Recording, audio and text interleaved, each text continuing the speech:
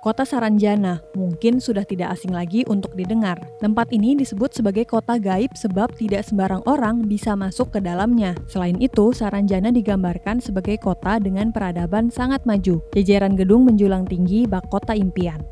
Di awal tahun ini, kota Saranjana kembali viral di media sosial. Seorang wisatawan asal Makassar berkunjung ke Gunung Mamake, Kalimantan Selatan pada malam hari dan berfoto di sana. Namun yang terjadi bukan hanya terlihat pemandangan alam, tapi ada juga deretan gedung metropolitan dari kejauhan. Apakah itu kota Saranjana? Yuk kita coba selidiki kota gaib ini.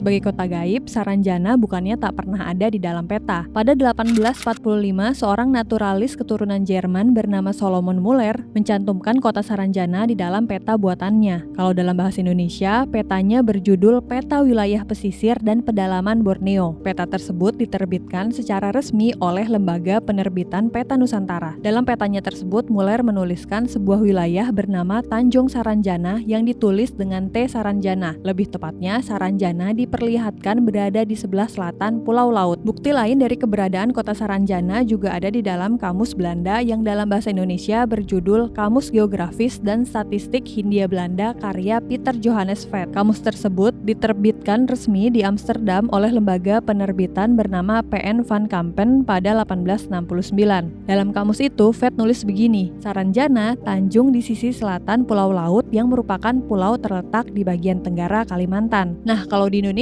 lokasi Saranjana ada beragam versi. Hal ini juga dijelaskan oleh sejarawan Universitas Lambung Mangkurat Mansur. Mansur membuat jurnal berjudul Saranjana in Historical Record, The Cities Invisibility in Pulau Laut, South Kalimantan. Mansur menceritakan versi pertama yang ia dapatkan terkait keberadaan Saranjana ialah letaknya konon berada di Kota Baru, Kalimantan Selatan. Pada versi kedua menyebutkan bahwa Saranjana terletak di Teluk Tamiang, Pulau Laut. Kemudian versi ketiga lebih tegas lagi disebutkan bahwa lokasi wilayah di Saranjana ada di sebuah bukit kecil yang terletak di desa Oka-Oka, kecamatan Pulau Laut, Kelautan, Kalimantan Selatan. Nah, selain tempat, banyak juga nih orang-orang yang tanpa sengaja bersinggungan dengan Saranjana.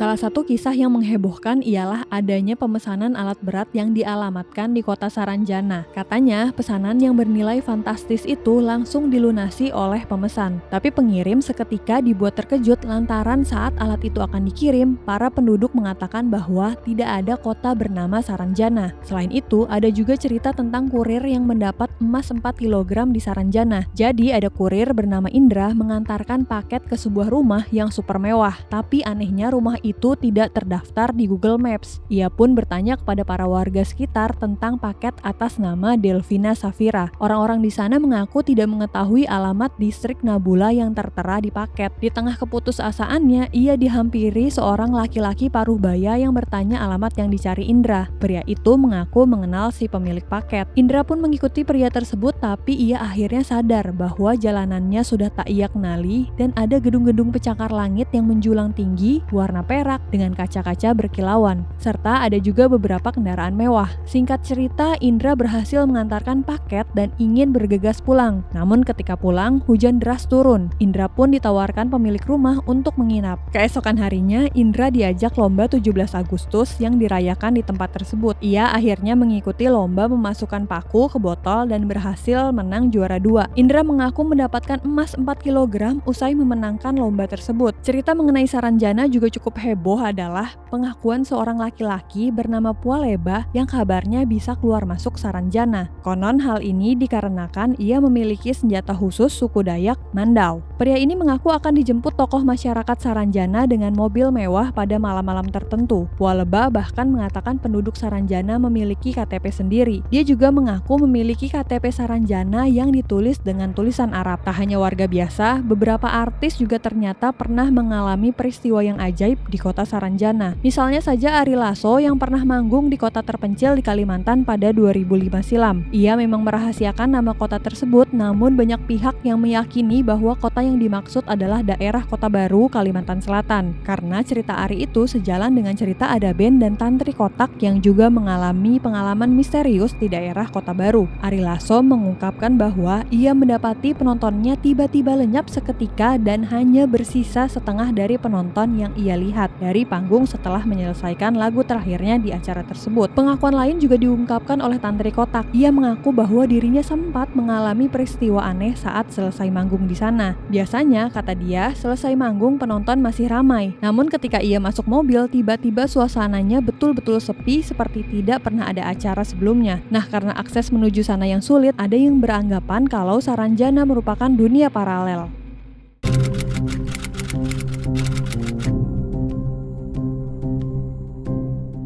Untuk masuk ke dalam Saranjana memang tak bisa sembarang. Ada yang harus meditasi mendalam, pengalaman nyaris mati, atau situasi luar biasa lainnya. Karena kesulitan ini, maka ada anggapan bahwa Saranjana merupakan dunia paralel. Apalagi kota itu memiliki peradaban yang sangat maju serta teknologi canggih, sehingga bisa menembus dimensi kita. Selain Saranjana, ada juga kota lain yang misterius yakni Wentira. Di satu daerah di Sulawesi, ada sebuah tugu masuk kota, namun didirikan di sekitar belantara. Usut punya usut, tugu berwarna kuning itu adalah tanda masuk ke kota Wentira, sebuah kawasan tak kasat mata yang melegenda. Banyak yang bilang kalau Wentira adalah sebuah kota jin, namun banyak juga yang mengatakan kalau penghuninya manusia. Namun yang membuat beda adalah peradabannya yang dianggap lebih maju ketimbang daerah-daerah lain di Indonesia.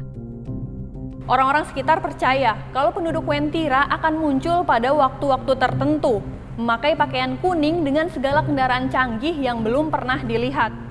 Sampai sekarang, kota ini masih menyisakan misteri yang selalu mengundang rasa penasaran.